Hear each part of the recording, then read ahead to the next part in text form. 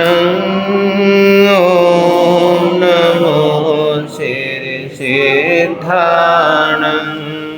ॐ नमो आयर्याणं ॐ नमो वज्रायणं नमो लोये सब साहुणं एसो पंच नमो एसो पंच नमोकारो सब पावपण सुनो मंगलानंच सभे सिंह पड़ मंगहवै मंगलं मंगलानंच सभे सिंह पड़ मंगहवै मंगलं। बैठिए।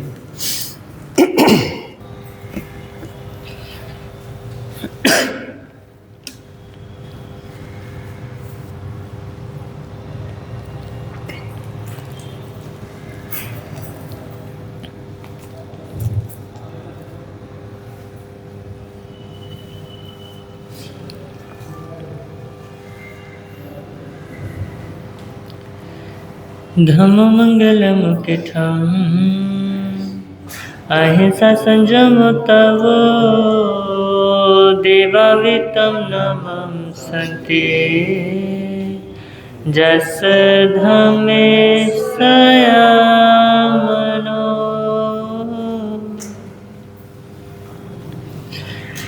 जो स्वरूप समझे बिना पाया दुख अनंत।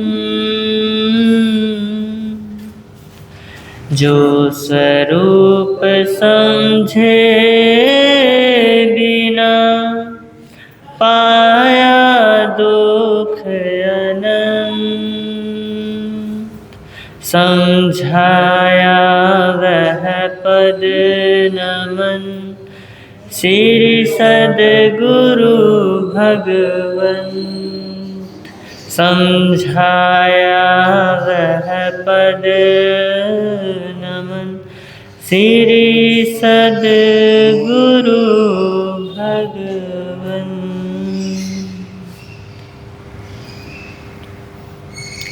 सर्वप्रथम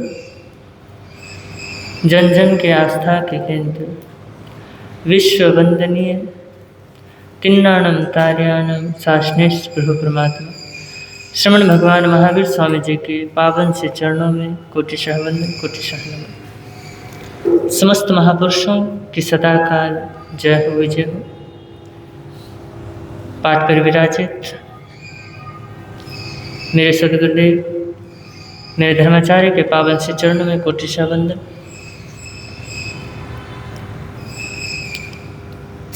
एवं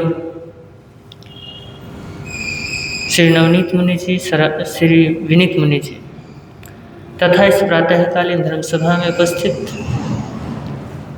जिन शासन के उपासकों एवं उपासिकाओं आप सभी का हार्दिक हार्दिक स्वागत है।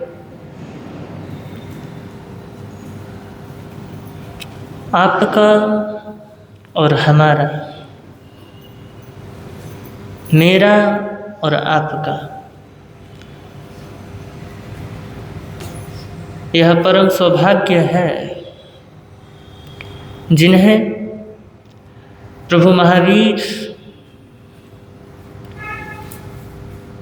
शासनेश प्रभु परमात्मा चरम तीर्थंकर वर्धमान महावीर जन्म कल्याणक बनाने का सुअवसर प्राप्त हो रहा है। और इसी प्रसंग पर वो जो वर्धमान महावीर हैं जिनका हम जन्म कल्याणक मनाने जा रहे हैं, कौन सी तारीख को? 31 मार्च को। वो महावीर कैसे बने, वो महावीर को हम जानेंगे किसके माध्यम से? उनकी जीवन यात्रा के माध्यम से। तो आप सभी के समक्ष मैं यह प्रयास करूंगा कि जितना मुझे आ सकता है गुरु कृपा से, उतना मैं आपको सुनाने का प्रयास करूंगा। और एक बात ज़रूर कहना चाहूँगा कि परमात्मा की कथा को, परमात्मा के 27 भवों की जो पावन गाथा है, उसको सिर्फ कथा का एक साधन मत मानना। ये मत समझना कि ये कोई कहानी है। अगर आप कहानी की तरह सुनोगे तो जैसे आज तक जीते आए हो ऐसे ही जीते रहोगे। और अगर आप इसे अपनी ही कहानी मान करके सुनोगे कि ये कहानी मेरी भी है, तो जीवन में परिवर्तन आना निश्चित है। तो इस कथा को महसूस कीजिएगा, अपने जीवन का एक अंग बनाइएगा।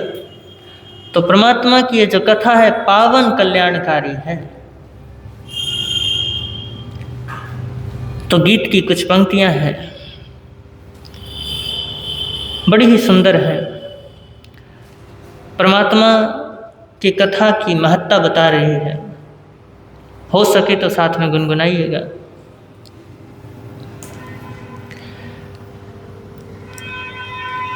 कथा वीर जी की है कल्याणकारी,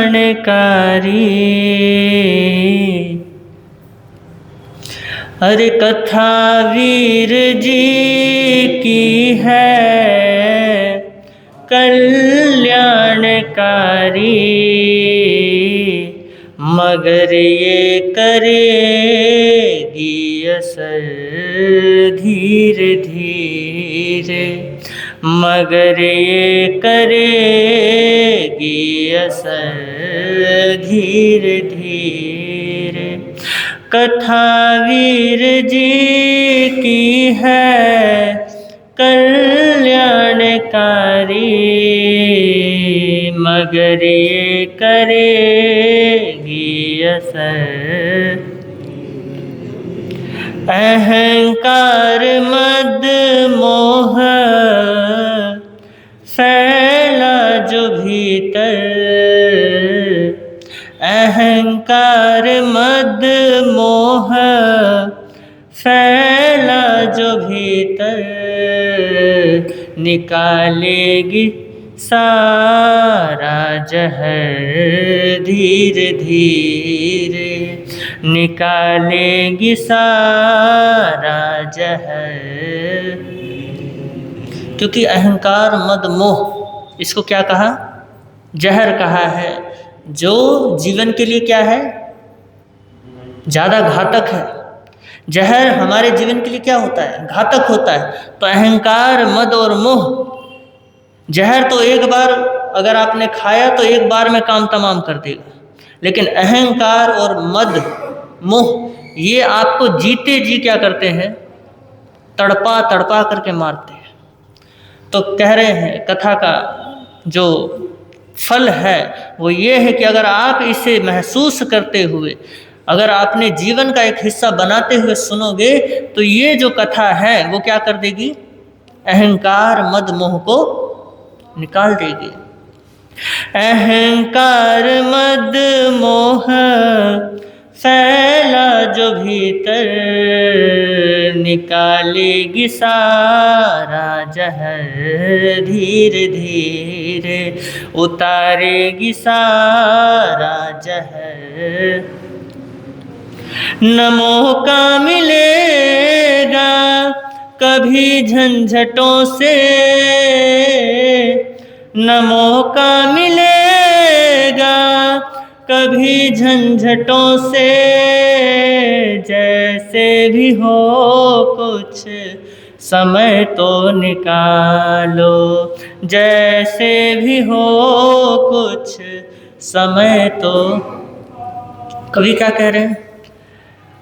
आप जिस दुनियादारी में रहते हो वहाँ झंझट ही झंझट है और झंझटों से कभी छुटकारा मिलने वाला नहीं है। और तुम सोचो कि झंझट पूरा छुड़ा करके आएंगे, कथा श्रवण करेंगे, तो ये तो होने वाला है नहीं। तो कवि कह रहे हैं कि कुछ तो क्या कीजिए, 24 घंटे हैं, 24 घंटे में से 1 घंटा तो क्या कीजिए, 1 घंटा तो निकालिए। 1 घंटे के लिए आइए तो सही, परमात्मा को सुनिए तो सही, उनको जानिए तो सही। न मौका मिलेगा कभी झंझटों से, न मौका मिलेगा कभी झंझटों से, जैसे भी हो कुछ समय तो निकालो, जैसे भी हो कुछ समय तो।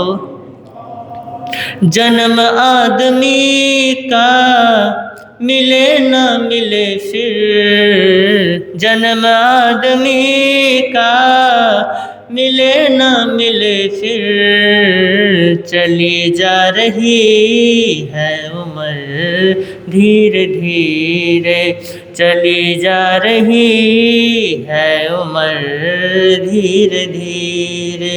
कथा वीर जी की है कल्याणकारी, मगर ये करे कि असर धीरे धीरे, मगर ये करेगी असर।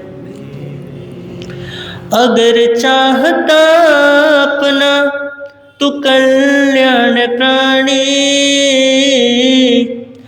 अगर चाहता अपना तू कल्याण प्राणी, तो करते रहो प्रेम सभी प्राणियों से, तो करते रहो प्रेम सभी प्राणियों से। विनय वंदना ही अमर साधना है, विनय वंदना ही अमर साधना है। हिलाते रहो ये अधर धीरे धीरे, हिलाते रहो ये अधर धीरे धीरे। कथा वीर जी की है कल्याणकारी, मगर ये करेगी असर धीरे धीरे, मगर ये गी असर धीरे धीरे।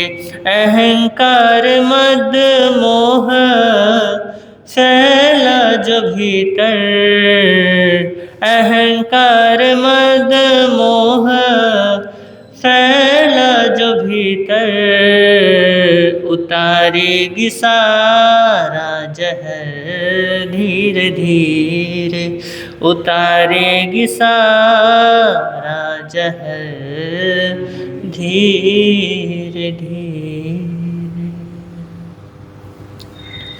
तो ये फल है परमात्मा के कथा का। तो महावीर क्या थे ये दुनिया जानती है, लेकिन महावीर कैसे बने ये जानना बहुत ज़्यादा जरूरी है। अक्सर हम मंजिल तो देखते हैं, जो मंजिल तक पहुंच गए, मंजिल पे पहुंचे हुए लोगों को तो देखते हैं या मंजिल को देखते हैं, लेकिन उस मिट्टी को भूल जाते हैं जहां पर सबसे पहला कदम रखा था। सफलता हर कोई देखता है, मंजिल हर कोई देखता है, लेकिन उसके पीछे जो संघर्ष हुआ है, जो गिरे हैं फिर उठे हैं, उठ करके फिर गिरे हैं, फिर संभले हैं, वो कोई नहीं देखता। तो आज प्रश्न ये नहीं है कि महावीर कौन थे, महावीर कैसे बने, प्रश्न ये है। तो एक सवाल है कि क्या महावीर पैदा होते ही भगवान थे? भगवान महावीर पैदा होते ही भगवान बन गए थे? नहीं, वो भी हमारी तरह एक साधारण जीव थे। वो भी एक साधारण जीव थे, इंसान थे। ये कहानी भगवान महावीर के उस नैसार की है जो इस संसार की भूल भुलैया में भटक रहा था। नैसार कोई राजा नहीं था, कोई बड़ा तपस्वी नहीं था, बल्कि एक गांव का साधारण सा एक मुखिया था।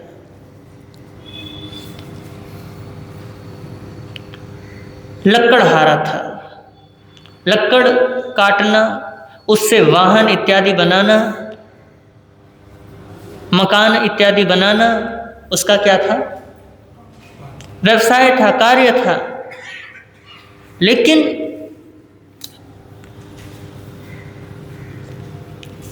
नैसार को खुद नहीं पता था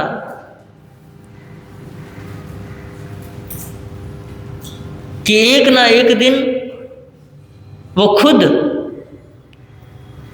एक ऐसा नींव रखेगा जिस पर 24वें तीर्थंकर महावीर का महल खड़ा होगा। तो ले चलता हूं आपको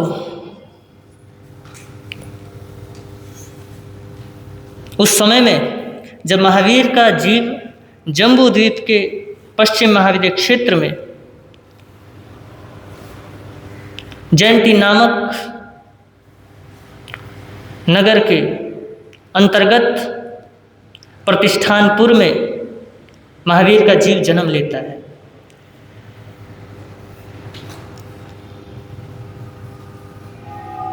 और उसका नाम था नैसार। समय व्यतीत हुआ और नैसार बचपन से जवान हुआ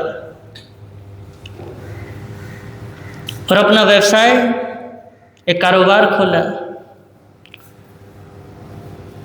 लकड़ी का काम। और बड़े होने के बाद वो उसी गांव का, प्रतिष्ठानपुर गांव का मुखिया बन गया। और जितने भी ग्रामवासी थे उन लोगों की वो बहुत चिंता किया करता था और इस वजह से उसको ग्राम चिंतक भी कहते थे। क्या कहते थे? ग्राम चिंतक। और देखिए, प्रकृति से वो सरल, प्रकृति से भद्र, हृदय से सरल था। और सदगृहस्थ में जितने गुण होने चाहिए वो सारे सद्गुण नैसार के भीतर मौजूद थे।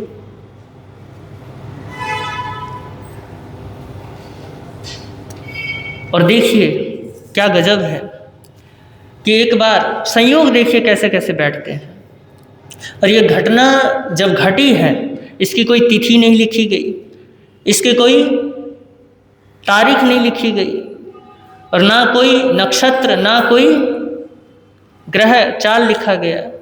बस जब भी ये घटना घटी है, सच्चाई से घटी है। तो एक बार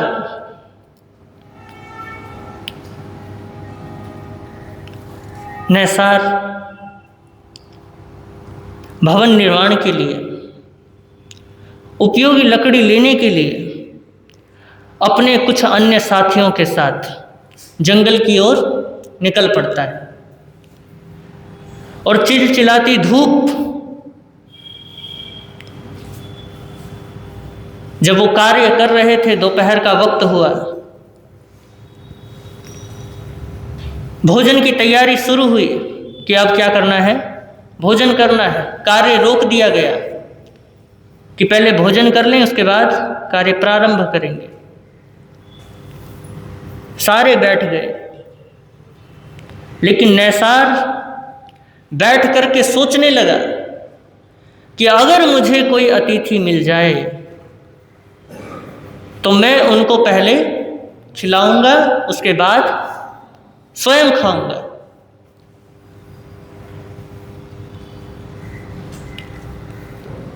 ये श्रावक के लिए, गृहस्थ के लिए सबसे बड़ा कर्तव्य है कि अतिथि का क्या किया जाए, अतिथि का सत्कार किया जाए।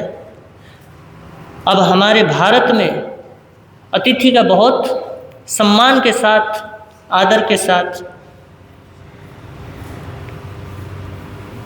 उनका आतिथ्य किया जाता है। वो भारत जब लोग आया करते थे घर पे बिना बताए, तो लोग उनको क्या कहते थे, अतिथि देवो भव, मतलब देवता के तुल्य उनको स्थान दिया जाता था। गांवों में तो अभी भी है, लेकिन शहरों में ये अब खत्म हो गया। आज का समय तो ऐसा है कि कैलेंडर पहले देखा जाता है कि कौन से तारीख को अतिथि आने वाले। अतिथि का मतलब ही है जिसकी कोई तिथि ना हो। और श्रावकों के 12 व्रतों में एक अतिथि संविभाग व्रत भी है।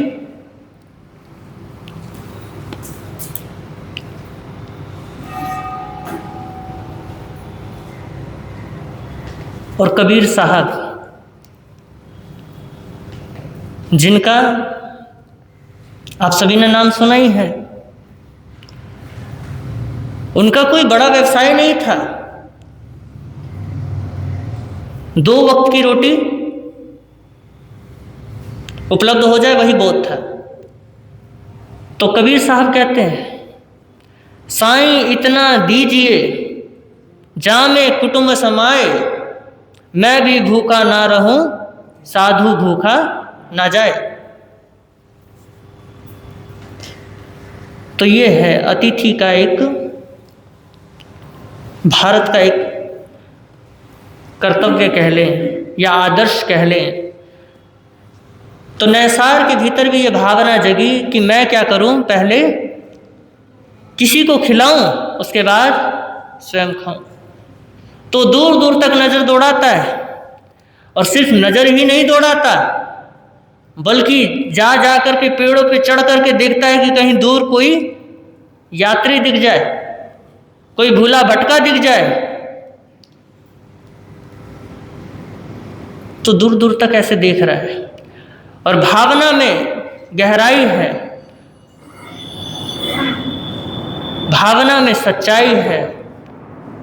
तो महापुरुष कहते हैं कि अगर भावना में सच्चाई हो, भावना में गहराई हो, तो वो भावना फलीभूत होती ही होती है। और उसको दूर से आते हुए 2 मुनिराज क्या होते हैं, दिखाई देते हैं। उसको पता नहीं है कि वो मुनिराज हैं, उसको बस इतना पता है कि कोई देव पुरुष आ रहे हैं। कभी देखा नहीं संतों को।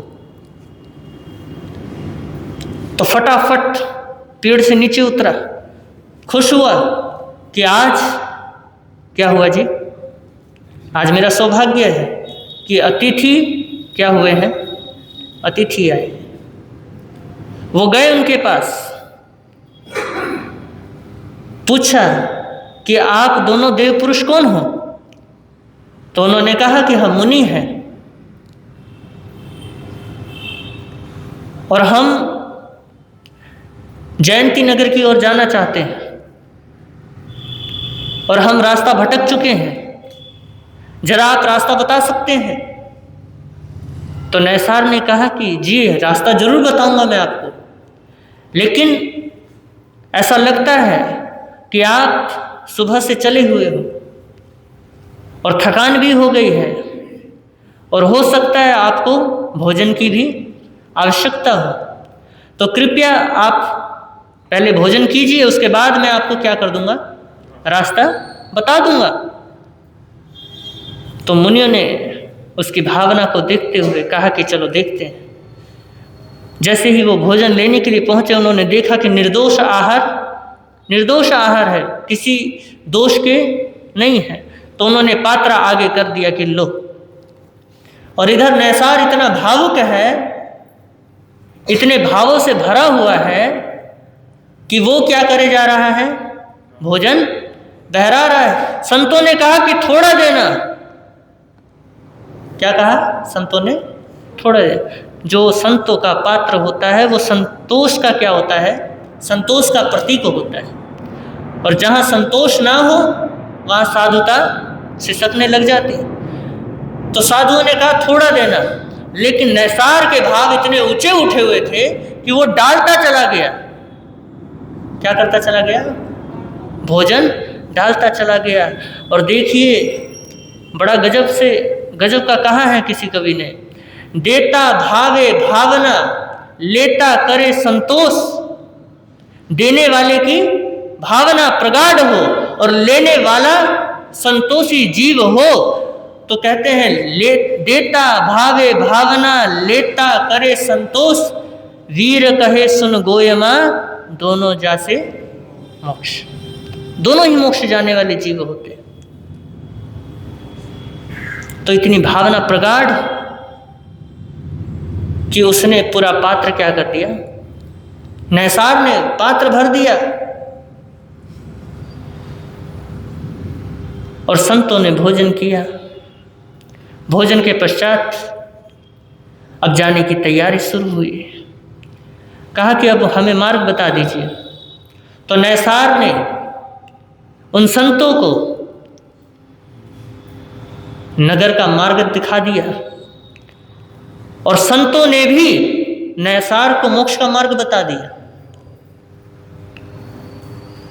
जब वो जा रहे थे मार्ग पे तो नैसार ने कहा कि यह मार्ग सीधा जाता है जयंती नगर, आप यहां से सीधा चले जाइएगा, कहीं इधर उधर जाने की जरूरत नहीं है। तो संतों ने कहा कि धन्यवाद, साधुवाद, और तुमने हमें मार्ग बताया है तो हम भी तुम्हें मोक्ष का मार्ग बताना चाहते हैं। नैसार ने कहा कि मोक्ष का मार्ग कौन सा मार्ग होता है?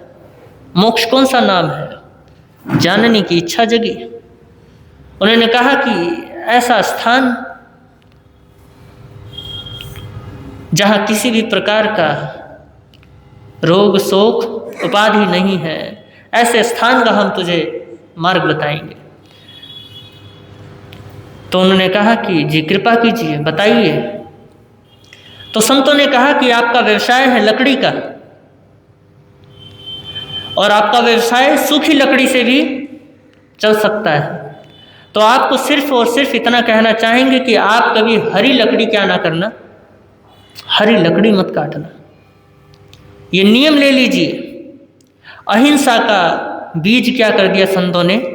नैसार के भीतर बो दिया। और यहीं पे नैसार को सम्यक दर्शन, सम्यक दृष्टि की प्राप्ति हुई। और सम्यक्त्व प्राप्त होना कोई ऐसी वैसी बात नहीं है। सम्यक्त्व ऐसा है जैसे अंधे को आंख। आपने भौतिक जगत में देखा है कि अगर किसी व्यक्ति के पास आंख ना हो तो उसके लिए दुनिया क्या है? अंधकार में है। ऐसे ही आध्यात्मिक जगत में, आत्मा की जगत में, आत्मा के लिए सम्यक्त्व क्या है? आंख है। आप अगर कोई भी क्रिया करते हो, अगर आपके भीतर सम्यक्त्व है तो आपकी हर क्रिया क्या होगी? सम्यक होगी, उसमें पाप नहीं होगा। और परमात्मा कहते हैं समत्त दंसी ना करे ही पावम, कि सम्यक्त्वदर्शी कभी भी पाप नहीं करता है। तो नैसार के भीतर विवेक जाग गया।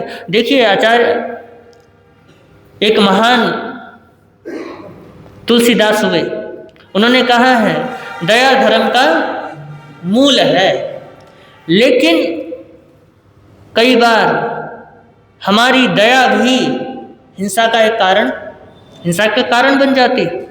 आपने देखा होगा कई लोग दया पालते हैं, जैसे चींटियों को आटा देना, देते या नहीं देते? और जब आटा देते हैं विवेक तो होता नहीं, तो कई बार सड़कों के किनारे पे भी डाल देते हैं, कहीं कहीं डाल देते हैं। चींटियों का ढेर लग जाता है और वहाँ से आना जाना लोगों का होता है, या किसी भी जीव का होता है, या किसी भी चीज़ का होता है, तो जीव मरते हैं। तो दया धर्म का मूल तो है। परमात्मा भी कहते हैं कि दया मूल है, लेकिन उसके पीछे अगर विवेक नहीं है सम्यक्त्व नहीं है, सम्यक दृष्टि नहीं है, तो वो क्रिया आपका पापवर्धक है, पाप बढ़ाने वाला ही है, वो विवेकहीन क्रिया है। तो अपने को क्या करना है? विवेक युक्त क्रिया करना है। तो ऐसे ही नैसार के भीतर भी विवेक जागृत हो गया, और ये प्रथम पड़ाव है परमात्मा महावीर के भव का।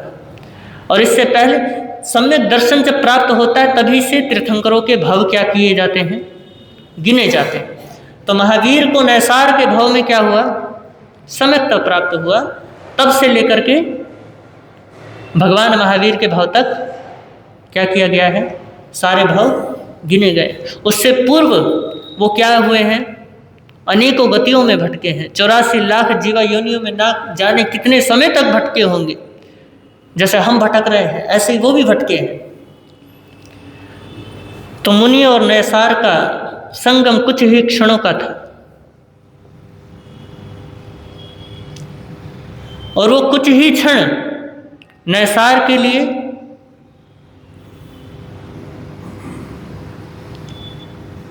क्रांतिकारी घटित हो गया।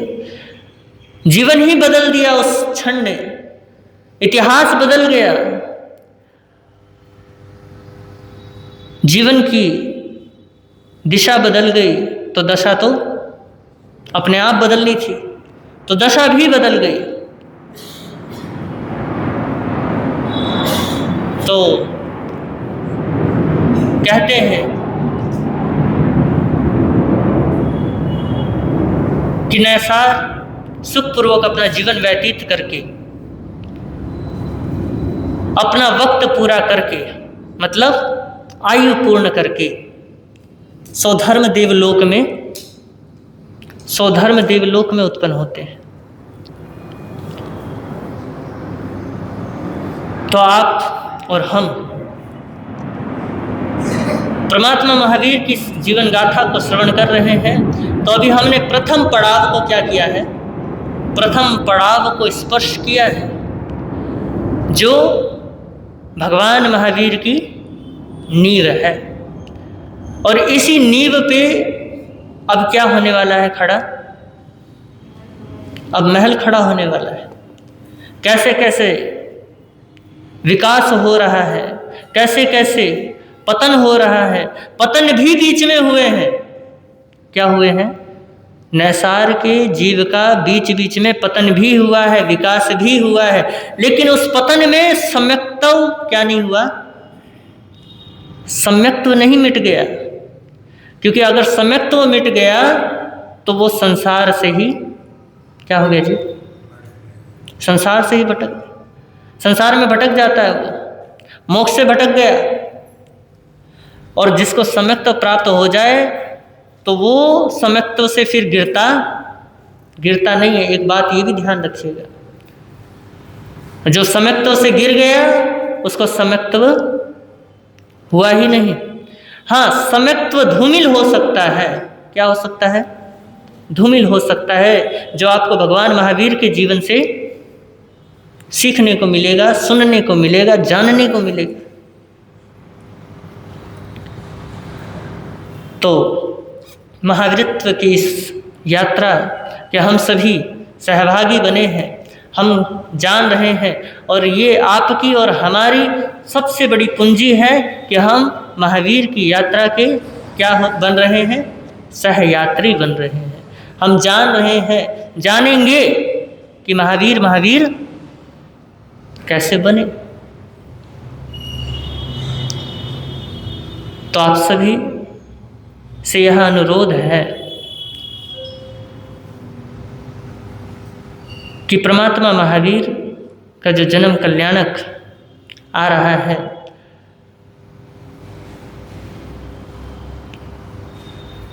केवल और केवल तब तक परमात्मा महावीर की यात्रा को सुन करके खत्म नहीं कर देना है। परमात्मा महावीर को अपने दिल में बसाना है, जान करके उनकी शिक्षाओं को क्या करना है? ग्रहण करना है। और अधिकतर हम क्या करते हैं? यही तो करते हैं कि सुनते हैं और यहीं पे छोड़ जाते हैं, और जितना छोड़ जाते हैं, जितना सुनते हैं उतना छोड़ जाते हैं। और मुझे तो लगता है अभी मैंने जो महावीर सुनाया आपको, महावीर के जीव का जो भाव सुनाया है, वो अब यहीं भटकेगा। ये जो होल है ना, यहीं भटकने वाला है। नौकार मंत्र सुनाया जाता है, नौकार मंत्र भी यहीं घूम फिर करके यहाँ टिक जाते हैं, वहाँ तक जाते ही नहीं, आपके बाजार तक, आपके घरों तक। कहते हैं कि धर्म परलोक तक क्या होता है, परलोक तक साथ जाता है। लेकिन आज तक मैंने ये नहीं देखा कि धर्म स्थान से आपका धर्म सीढ़ी से नीचे तक उतर के साथ में चला जाए। अजी सीढ़ी तक भी मैंने बहुत बड़ी बात कह दी, शायद यहाँ से ये दरवाजा खोल करके बाहर तक चला जाए। जो धर्म आपका इस होल से बाहर तक नहीं जा रहा, वो धर्म परलोक तक कैसे जाएगा? विचारणीय बात है, सोचने वाली बात है। वो परलोक तक तभी जाएगा अगर आप उसे साथ में लेके जाओगे, उसको अगर अपने जीवन का हिस्सा बनाओगे। तो आप महावीर भी तभी महावीर बनोगे जब महावीर को जियोगे, महावीर को क्या बनाओगे? अपना आराध्य बनाओगे, अपनी मंजिल बनाओगे कि मुझे भी महावीर तक पहुंचना है। तो समय हो गया इन्हीं भावों के साथ। ओम शांति। और आप सभी ने मुझे बड़े प्रेम के साथ सुना, इसके लिए बहुत बहुत अनुग्रहित हूँ। तो कल देखते हैं आगे यात्रा कैसे बढ़ती है परमात्मा की। फिर हम आपसे मिलेंगे जैसा अवसर होगा।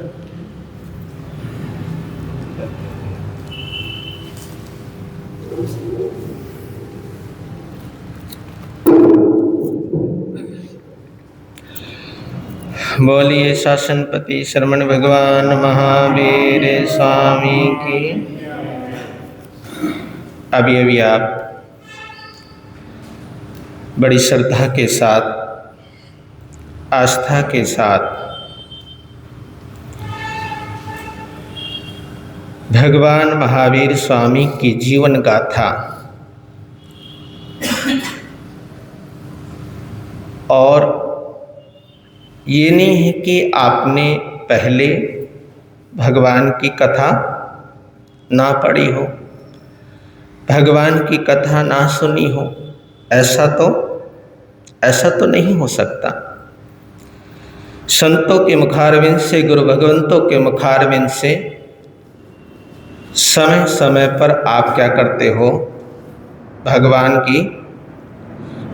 की कथा सुनते हो और भगवान की वाणी भी सुनते हो। क्योंकि जो संत आपको सुनाते हैं वो क्या सुनाते हैं? क्या सुनाते हैं? वो भगवान की वाणी ही तो सुनाते हैं। वीतराग की वाणी तो सुनाते हैं। उस वीतराग परमात्मा की, वीतराग परमात्मा किनको कहते हैं? क्यों जी अम्बाला वालों? वीतराग, जिनको ना कोई राग है और ना कोई द्वेष है, उनको हम क्या कहते हैं? उनको वीतराग परमात्मा कहते हैं। और हम किनके अनुयायी हैं? हम किसके पुजारी हैं? हम वीतराग परमात्मा की क्या है? परमात्मा के पुजारी है। आप भी हो और हम भी है, श्रावक भी है और साधु भी है, दोनों ही हैं। लेकिन कभी कभी आपको लगता नहीं, कभी कभी आपको अंदर चिंतन उभरता नहीं। ऐसी बात नहीं कि नहीं लगता होगा आपको। जिनके हम आराधक हैं, जिनके हम पुजारी हैं, उनको वीतराग परमात्मा कहते हैं, है ना? लेकिन कमाल की बात है, जिनके हम आराधक, जिनके हम पुजारी, लेकिन फिर भी हमारे अंदर उनकी आराधना करते करते, उनकी पूजा करते करते, किनकी? वीतराग परमात्मा की आराधना करते करते, वीतराग परमात्मा की वाणी सुनते सुनते कहां तो हमारे अंदर से कसाएं क्या होने चाहिए थे? बोलो, क्या होने चाहिए थे? खत्म होने चाहिए थे। राग और द्वेष क्या होना चाहिए था? हैं? चलो पूरा खत्म नहीं होगा तो थोड़ा बहुत तो कम होना चाहिए था, लेकिन लगता नहीं आपको? आज की स्थिति को देखकर, आज के समय को देखकर, आज के वक्त को देखकर, संघ और समाज संत को देखकर लगता नहीं आपको कि जितनी हम वीतराग परमात्मा की आराधना कर रहे हैं, उतना ही हमारे अंदर राग और द्वेष क्या होता जा रहा है? राग और द्वेष बढ़ता जा रहा है। मेर और तेर की भावना बढ़ती जा रही है। ये छोटा है, ये बड़ा है, ये मेरा है और ये तेरा है। एक हमारे संत है और आपने दर्शन किए होंगे, बड़े ही क्रियावान संत हैं। जैन धर्म दिवाकर श्री धर्म मुनि जी महाराज साहब, नाम सुना आपने, दर्शन भी किए होंगे। धर्म मुनि जी महाराज साहब वो अपने प्रवचन में एक बात कहा करते हैं। वो कहते हैं कि जो ये कहता है ये मेरा ये तेरा, समझ रहे हो ना बात को? जो ये कहता है ये मेरा और ये तेरा, तो समझो उसकी खोपड़ी में अंधेरा। क्या बोलते हैं वो? उनकी भाषा है, उनकी लैंग्वेज है, फक्कड़ फकीर है वो। क्योंकि जिनके अंदर ये भाव है, जिनके अंदर ये भावना है, ये मेरा ये तेरा, तो समझ लीजिए वहां पर वो अपने दिमाग का प्रयोग कर रहा है। किसका प्रयोग कर रहा है वो? दिमाग का प्रयोग कर रहा है। देखिए, दो चीजें हैं, एक दिल है और एक दिमाग है।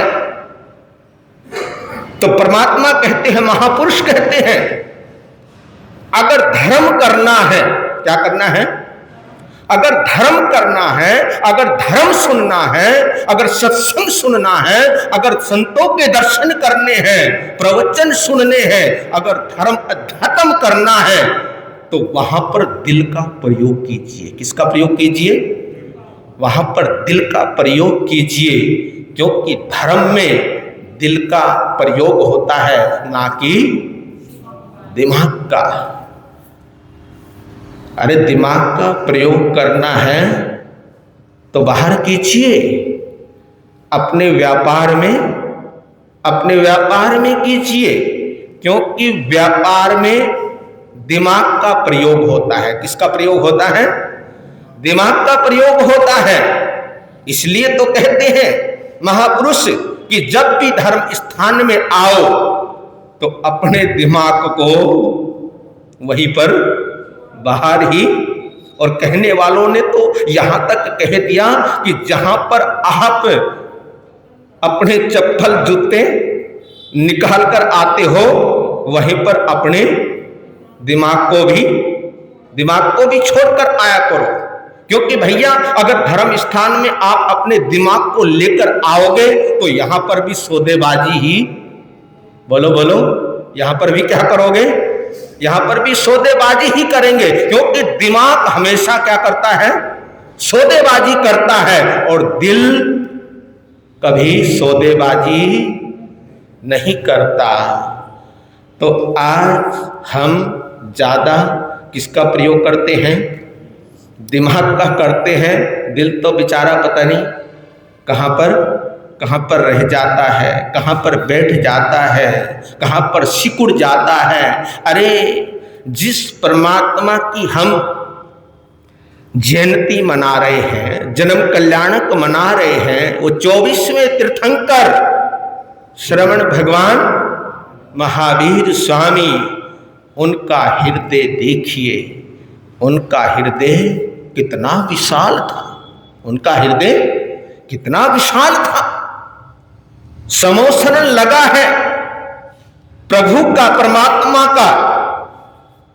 और समोसरण की रचना कौन करते हैं? देव करते हैं या मनुष्य करते हैं? देव करते हैं।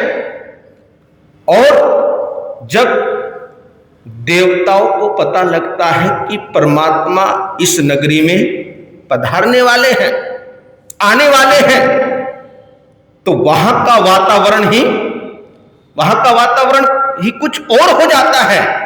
और आपने देखा होगा जो बड़े संत होते हैं, बड़े संत किनको कहते हो आप? है जी अंबाला वालों, जो बड़े संत होते, बड़े संतों की परिभाषा क्या है? बड़े संतों की परिभाषा, जो आपकी जो परिभाषा है ना, वो परिभाषा ये है कि जिनके पीछे भीड़ हो। क्या हो? जिनके पीछे भीड़ हो, जिनके पीछे गाड़ियां पर गाड़ियां हो, उनको हम बड़ा संत कहते हैं। और जब बड़े संत आते हैं तो आपने देखा ही होगा कैसे भीड़ लग जाती है, कैसा माहौल होता है। तो परमात्मा का समोसरण लगता है, देवता लगाते हैं, और समोसरण लगाने से पहले वो अपना सौभाग्य समझते हैं कि अहो भाग्य हमारा, सौभाग्य हमारा कि हमारे को परमात्मा का समोसरण लगाने का क्या मिला है? शुभ अवसर मिला है। समोसरण लगता है और उस समोसरण के अंदर हर जीव आता है, चाहे वो मनुष्य हो, चाहे वो त्रियंच हो, चाहे वो पशु हो, चाहे वो पक्षी हो। अरे देखिए भगवान का अतिशय, देखिए भगवान की दया, देखिए भगवान की करुणा, देखिए भगवान का दिल देखिए कि शेर और बकरी भी क्या करते हैं? भगवान के समोसरण में आकर बैठते हैं। और आज हम साधु, समझ रहे हो ना, आज हम साधु एक फट्टे पर नहीं बैठ सकते। इसका मतलब हम भगवान से भी क्या हो गए? हम भगवान से भी बड़े हो गए। तो भगवान का समोसरण लगता है और भगवान के समोसरण में हर जीव आता है, हर जीव बैठता है, एक साथ बैठता है और एक साथ प्रभु की क्या करते हैं? प्रभु की वाणी सुनते हैं।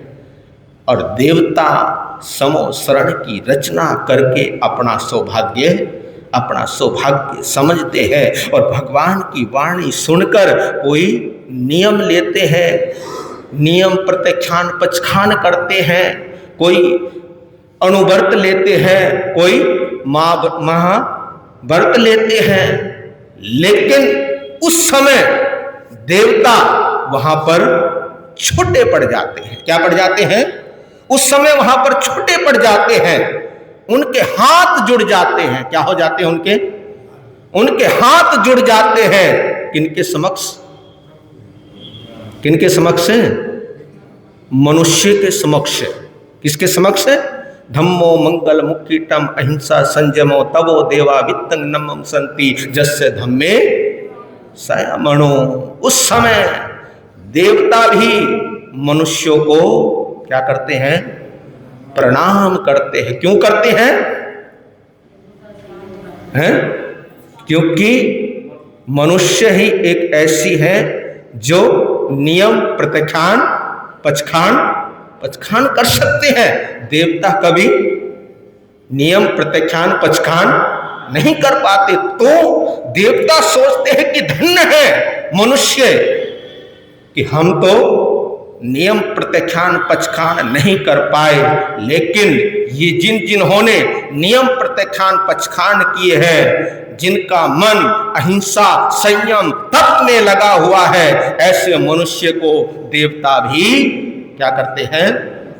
देवता भी नमन करते हैं, नमस्कार करते हैं।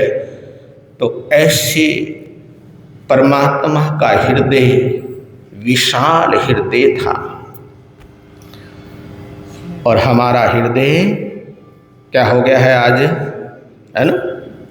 विशाल हृदय भगवान महावीर स्वामी के हम क्या है?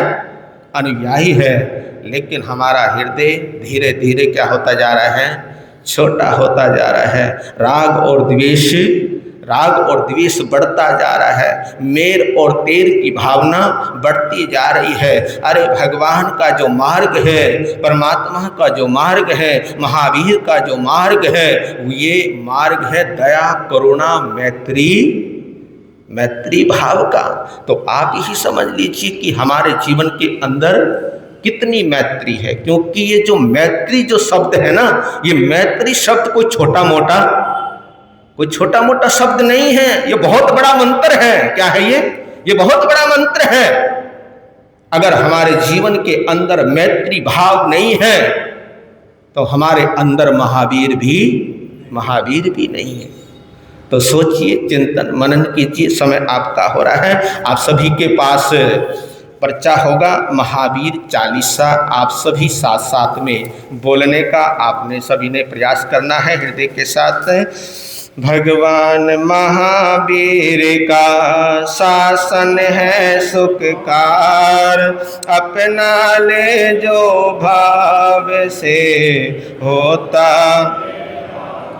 मातृशला का नैन सितारा, शासन नायक वीर हमारा, सिद्धार्थ के कुल का हीरा।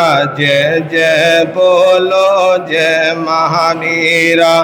चैत्र सुदीते रस को जन में, खुशियाँ छाई सबके। कुंडलपुर का भाग सवाया, वीर ने पाई। वर्तमान जब नाम बुलावे, मात पिता का मन हर। सुदर्शन नंदी का प्यारा, वीर अनुज है राज दुलारा। ज्ञान ध्यान में बीता बचपन, यौवन में संयम का चिंतन। उदासीन है भोगो, कर्म योग में शादी बंधन। दीक्षा की जब घड़िया, बेटी की आंखें भर आई। वीर के पत्नी वीर यशोदा, अब है बिन पानी। राजमहल का वैभव छोड़ा, संयम से नाता। कष्टों की बरसात हुई है, सहने की शुरुआत हुई है। कोई पाँव में आग जलाता, सूल पानी विष नाग चलाता। चंड कौशिक को दिया सहारा, विष के बदले अमृत धारा। कानों में कीलों की दर्दनाक कर्मों की क्रीड़ा। शीशा दे कर सोल लिया है, ब्याज मिला कर मोल दिया है। इन कर्मों का बदला भारी, राम कृष्ण अब वीर के। तकलीफों में धीर बने हैं, वीर वही महावीर बने हैं। 6 महीने तक दुख की आखिर में संगम विहारा सहनशीलता में जो जीते वो है सच्चा अमृत पीते भक्ति भाव में चंदन ला शरदा के फूलों की माला धन धन शील का चंदन दो आंसू से रुक गए भगवान वीर में तप का तेज तप कर सोना और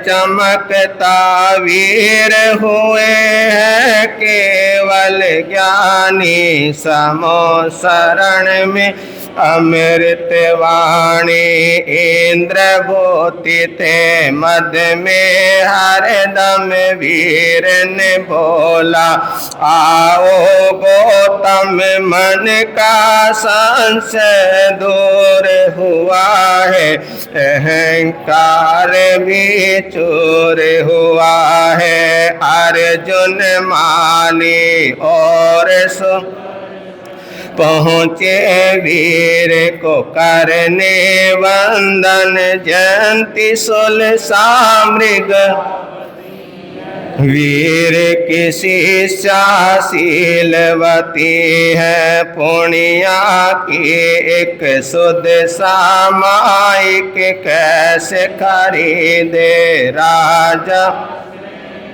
नरक गति का भव है दुष्कर धर्म दलाली से तीर्थंकर शाली भद्र ने त्यागा सब धन धन्ना जी का धन शरणागत तकदीर फिरी है अवंता की नाव तेरी है वीतरागता की सृष्टि है सब जीवों पर समदृष्टि है गौशालक पर क्रोध न गौतम से भी मोह नहीं है उत्तराधयन है अंतिम वाणी वीर प्रभु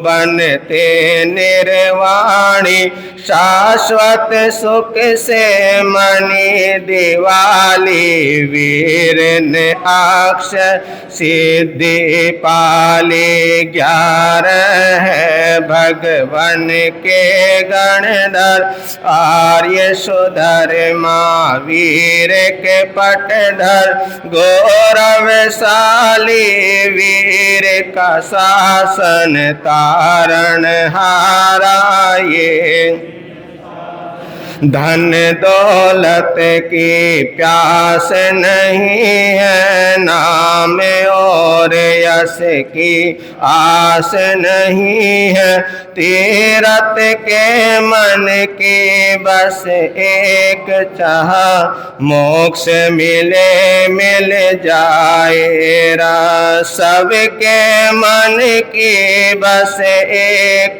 चाह मोक्ष मिले मिल जाएरा शरण गऊं प्रभु वीर की भरते मंगलाचार चरणों में मस्तक धरूं बंदो बारंबार चरणों में मस्तक धरूं बंदो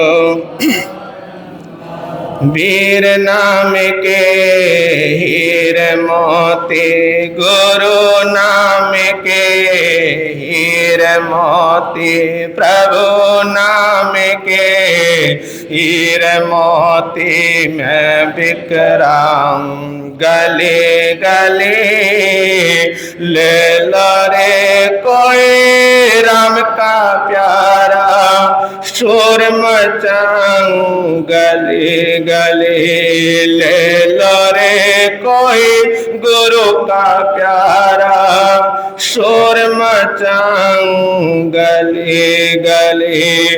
दौलत के दीवानों सुन लो, एक दिन ऐसा आएगा, धन दौलत और महल यहीं पड़ा रह जाएगा।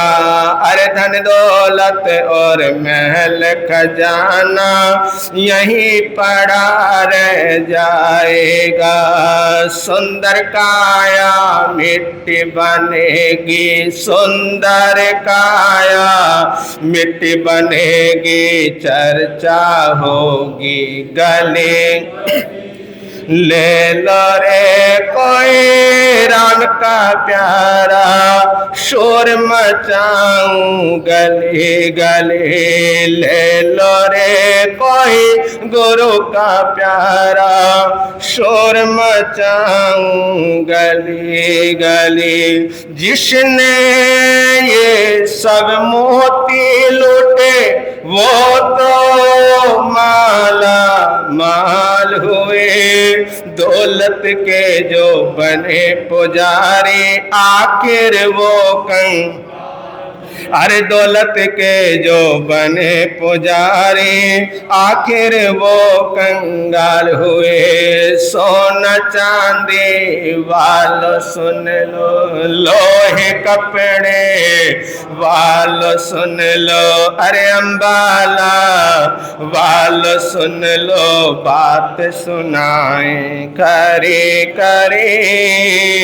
ले लो रे कोई राम का प्यारा, शोर मचाऊं गली गली, ले लो रे कोई गुरु का प्यारा, शोर मचाऊं गली गली हो, शोर मचाऊं, शोर मचाऊं, शोर मचाऊं गली गली। तो बहुत अच्छा, अति उत्तम। और आज का नियम प्रत्याख्यान पचखान रहेगा कि आज के दिन आपने अब जो आपने खा लिया पी लिया उसकी बात छोड़िए। अब से जो आप खाओगे पियोगे तो खाने पीने से पहले आपने एक बार नमो अरिहंताणम, क्या बोलना है? नमो अरिहंताणम। और खाने पीने के बाद नमो सिद्धाणम, ये दो शब्द याद रहेंगे आपको, है ना? खाने पीने से पहले नमो अरिहंताणम और खाने पीने के बाद नमो सिद्धाण पचकण पाण। वो श्रेय। और किसी की कोई तपस्या हो, एकासना, आइम्बिल, उपवास, है ना? दो उपवास का। हाँ, हमारे अमृत की वर्षा, सत्यता और सिद्धि का समावेश है। परमात्मा धर्म का आधार है और धर्म जीवन का सार है। यहाँ पर अतर्राजित गुरु भक्तों के पावन पवित्र चरण कमलों में भावभरा नमन। श्री संत आपके तप संयम की सुख शाखा पूछता है। सभी धर्म प्रेमी भाई बहनों को सादर जय गुरुदा। गुरु भक्तों को भगवान स्वरूप पूजा जाता है। उन्होंने अपने जीवन को साधना आराधना से उज्जवल किया है, परंतु सिद्धिर रक्त मुनि अपने ठहरे हुए पानी में भी हलचल होने से विचलित नहीं होते। वे अपने संयम के प्रभाव मणि को प्रकाश की तरह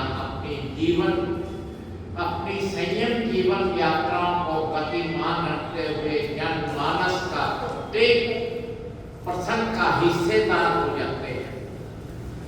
बाहर से आए हुए दर्शनार्थी भाई बहनों का हमारा श्री संघ हार्दिक स्वागत एवं उनको वंदन करता है।